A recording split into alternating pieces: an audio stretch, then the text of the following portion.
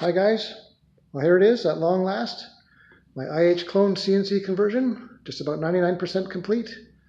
I still have to add some way covers, and I still have to add the oiler pump to the oiler system, which is right here in the box, so hopefully not too much longer.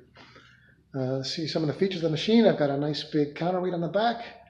I have a dual range variable speed head, so you get a high and a low gear, lots of torque. Linear bearings on all 3 axes. You can see those back there.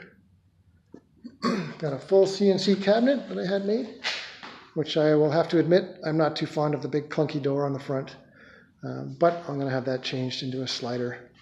So it'll serve its purpose for now. I have a MPG pendant. Let's start it up, see what we can get.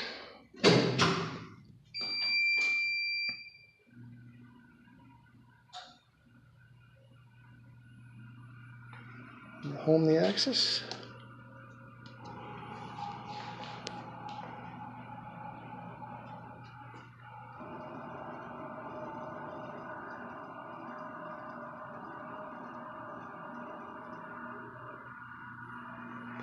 Very nice, there it is. Let's see if we can get the spindle a try.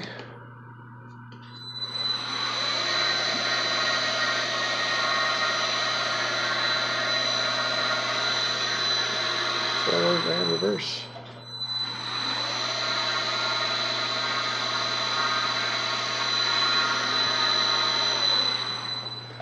Let's give the pendant a try too.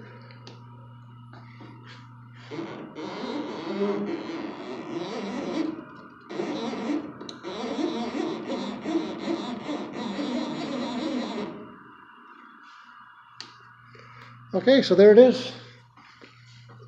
So yes, it's been a long time coming, but I'm very happy with the results so far. So hopefully we'll get those way covers and the oil pump on shortly, and I'll start making some actual parts. Okay, we'll talk to you soon. See you later.